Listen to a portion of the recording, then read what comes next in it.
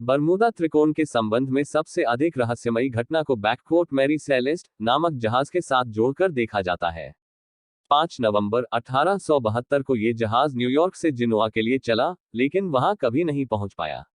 बाद में ठीक एक माह के उपरांत 5 दिसंबर 1872 को ये जहाज अटलांटिक महासागर में सही सलामत हालत में मिला, परंतु इस पर एक भी व्यक्ति नहीं था। अंदर खाने की मेज सजी हुई थी, किंतु खाने वाला कोई न था। इस पर सवार सभी व्यक्ति कहां चले गए? खाने की मेज किसने, कब और क्यों लगाई? ये सभी सवाल आज तक एक अनसुलझी पहेली ही बने हुए हैं। इस दानवी त्रिभुज के बारे में कहा जाता है कि जो यहां गया वापस न आ सका। सबसे बड़ी बात तो यह है कि यहां गायब होने वाले जहाजों को ढूंढ पाना भी आसान नहीं होता। इस इलाके में गायब होने वाले जहाजों का कोई अता पता नहीं चलता। यही कारण है कि बहुत से जहाजों व विमानों के गायब होने का कोई लिखित ब्यौरा भी नहीं है। दर्ज किए गए ब्यौरे के अनुसार इस इलाके में 125 वायुयान और करीब 50 जहाज डूब चुके हैं। बरमूडा ट्रायंगल को दुनिया की सबसे रहस्यमय जगहों में गिना जाता है। कहा जाता है कि इस क्षेत्र से गुजरने वाला जहाज गायब हो जाता है, उसे अदृश्य शक्तियां अपनी तरफ खींच लेती हैं। बरमूडा ट्रायंगल को लेकर अब तक कई थ्योरी दुनिया के सामने आ चुकी हैं। किसी ने यहां पर एलियन तो किसी ने यहां भूतों का साया बताया। बरमूडा ट्रायंगल को लेकर सबके अपने अपने तथ्य हैं, लेकिन कुछ लोग इसे पौराणिक मान्यताओं और सत्युग से जोड़ते हैं। कहा जाता है बरमूडा ट्रायंगल की कहानी हनुमान जी से जुड़ी हुई है।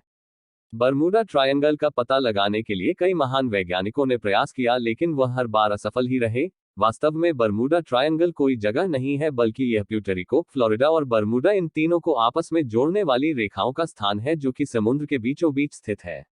रामायण में एक घटना का जिक्र किया गया है। इस घटना में जब हनुमान जी माता सीता की खोज के लिए समुद्र पार कर जा रहे होते हैं, तो एक राक्षसी जिसका नाम सिंघनी था, वह हनुमान जी की परछाई पकड़कर उन्हें मारने का प्रयास करती है। लेकिन बदले में हनुमान जी उस राक्षसी का वध कर देते हैं। उस राक्षसी को वरदान था कि वह आसमान में उड़ने वाले किसी भी परछाई को पकड़कर उसका शिकार कर सकती थी।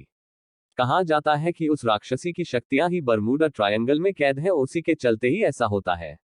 इसके अलावा रामायण में एक कहानी और भी है। इसके अनुसार लंकापति रावण ने भगवान शिव की घोर तपस्या कर उनसे कई वरदान प्राप्त कर इन्हीं वरदानों में रावण को भगवान शिव से एक मणि भी मिली थी। यह मणि इतनी शक्तिशाली थी कि इसके बल पर रावण ने देवताओं तक को हरा दिया था। मणि की वजह से बढ़ते रावण के अहंकार के कारण भगवान शिव ने रावण से मणि को वापस लेने की योजना बनाई। भगवान शिव ने संत का रूप धारण किया और वह लंका पहुंच गए और भिक्षा मांगने लगे। शिव के भिक्षा मांगने पर रावण की पत्नी मंदोदरी उन्हें भिक्षा देने आई। तब भगवान शिव ने बड़ी चालाकी से उनसे रावण की मणि मांग ली। हालांकि मंदोदरी मन ही मन ये जान गई थी यह कोई मामूली संत नहीं है, इसलिए उन्होंने बिना देर किए रावण की मणि भगवान शिव को सौंप दी। जब मणि रावण से छीन गई तो उसकी आधी शक्ति उसके पास से चली गई। मणि न होने की वजह से जब राम जी ने रावण की नाभि पर तीर मारा तो नाभि में स्थित अमृत सूख गया, जो कि मणि के रहते नहीं सूख पाता था। इस तरह भगवान राम रावण को मारने में सफल रहे। भगवान शिव रावण के पास से मणि को तुल ले आए थे, लेकिन मणि का तेज इतना अधिक था कि वह अपने आसपास की चीजों को अपनी ओर आकर्षित कर लेती थी। इस समस्या का निवारण करने और मणि को सुरक्षित स्थान पर रखने की जिम्मेदारी भगवान शिव ने हनुमान जी को दी।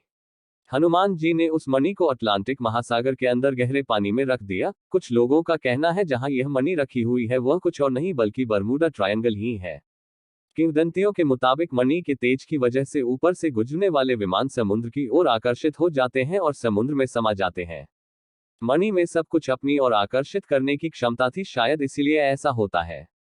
इससे यह साबित होता है कि बरमूडा ट्रायंगल हनुमान जी ने बनाया था। उन्होंने रावण की मणि यानी उसकी शक्तियों को छुपा कर रखा है। लंबे समय से यह बेहद डरावना रहस्य बना रहा। आखिर इतने सारे जहाज कहां गायब हो गए? इनके डूबने की भी पुष्टि नहीं हो पाई, क्योंकि ना ही इन जहाजों का कोई मलबा मिला और ना ही इनमें सफर करने वालों में कोई जीवित या मुर्दा मिला। अब जहाजों को इसके नजदीक से निकलने पर रोक लगा दी गई है। बरमूडा ट्रायंगल का रहस्य सुझाने के लिए वैज्ञानिकों ने कई प्रयास किए हैं, लेकिन सभी नाकाम रहे। वैज्ञानिकों का निष्कर्ष है यहाँ पर हवा के घुमावदार दबाव के कारण एयर बॉम्ब बनते हैं, जो बहुत ही शक्तिशाली होते हैं। इनके कारण ही यहाँ आने वाली हर चीज नष्ट हो जाती है।